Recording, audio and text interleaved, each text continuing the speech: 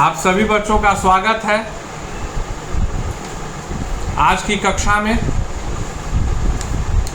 Today we are here to discuss about SST class 8 chapter 3 and the name of the chapter is Natural Vegetation and Wildlife. After the successful completion of chapter 1 and chapter 2, which was none other than our resources and land, soil and water,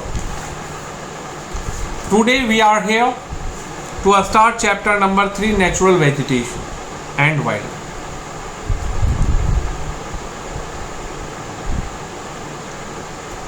Actually, if somebody will ask it to you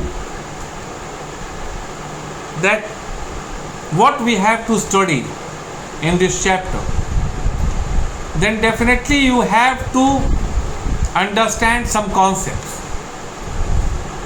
none other than the important facts, whatever is present in your text.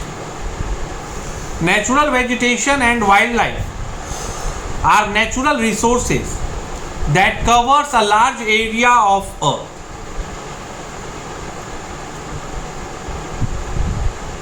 They exist only in a narrow, एक संकीर्ण zone of contact between lithosphere, surface of earth, hydrosphere, jal, and atmosphere, which is none other than biosphere. You have to understand these things. The original natural vegetation has been modified by human being. It's also true that the natural original vegetation has been modified by human being. If in one word or in one line we have to explain, then we can tell that natural vegetation is one of the greatest natural resources found on the earth. सबसे बड़ा resource है, सबसे बड़ा संसाधन. In fact, naturally grown plants and animal जो प्राकृतिक रूप से जन्म लेते हैं, plants and trees are called natural vegetation. जो प्राकृतिक रूप से स्वयं जो प्लांट्स और पेड़ पौधे जन्म लेते हैं, बढ़ते हैं, that will be known as natural vegetation. And definitely there is a great and important role of climate over these kind of resources, which is none other than natural vegetation, because it is totally dependable upon climate. Now if we have to understand that what are the types of vegetation, then definitely we can say that there are three major types of vegetations, or by the help of three categories we can study about the types of vegetation, which is none other than forest, grasses and shrubs. बेहद छोटा घास, झाड़ी, पौधे, तीन श्रेणी आपको याद. अब सवाल आता है कि सर ठीक है, तो शुरू करते हैं सर फॉरेस्ट से. बताइए सर, फॉरेस्ट है क्या? बताने की ज़रूरत है क्या? जंगल के विषय में बताने की ज़रूरत तो मुझे नहीं लगता है, but definitely according to the limitations, if some words are present in your textbook, then it's the duty of teacher to explain each and everything. A large number of trees which grown close to the each other. मतलब काफ़ी नज़दीक संकीर्ण हो. Forest का मतलब वो नहीं है जो हम लोग अपने घर के आसपास, आपके दादाजी नाना जी 15 आम का गाछ लगा दिए, 10 जो है पपीता का पेड़ लगा दिए, उसको, उस एरिया को फॉरेस्ट नहीं है. Actually the reason in which trees are present very close to each other for making clusters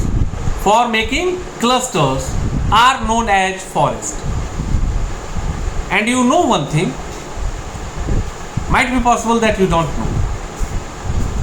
It's the fact that in Amazon forest,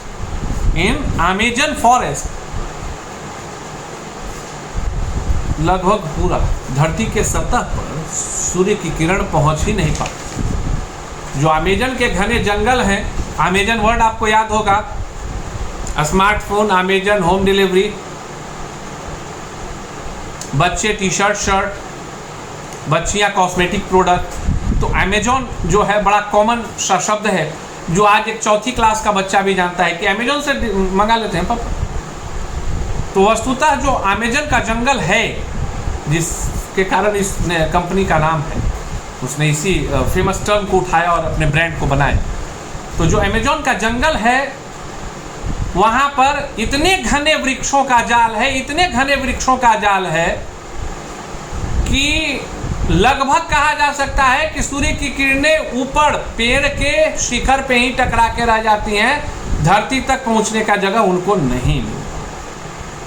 And this is the property for having the region cluster which we can study or classified into forest zone. जंगल के लिए जो है ना, इसी प्रकार का घना जाल। एंड डेफिनेटली जहां तक मेरा मानना है, सामान्यतः घने जंगल वही हैं जहां हॉट क्लाइमेट है। अब बोलोगे कि हॉट क्लाइमेट है, इसका मतलब क्या हुआ सर? मतलब जो 0 डिग्री इक्वेटर है, सबसे गर्म इलाका, चूंकि सूर्य जहां भी है, पृथ्वी गोल है, तो सबसे आउटर मोस्ट पार्ट तो इक्वेटर ही हुआ। तो सूर्य से बाकी जगहों के तुलना में वो नजदीक होता है। तो सूर्य की किरणें बिल्कुल डायरेक्ट पड़ती हैं। डायरेक्ट रे, स्लैंट रे तो पड़ता नहीं है। और डायरेक्ट रे पड़ने का नतीजा होता है कि गर्मी काफ़ी होती है। अब गर्मी अगर उस प्रदेश में काफ़ी होगी, तो नियर बाई के जो वाटर रीजन्स हैं, चाहे सीज हो, चाहे ओशियन हो, चाहे लेक्स हो, चाहे रिवर हो, evaporation in water takes place in very high ratio proportion, जिसके कारण कि वो हवा में जाएगा, वाटर वेपर, क्लाउड बनेगा, वर्षा होगी, और वही वर्षा जो होती है वह वृक्षों के विकास में सहायक होती है। That's why it is going to be considered that the reason in which the temperature is hot and humidity is present is very much favourable for the forest zone. Usually forests are present in such kind of specified region.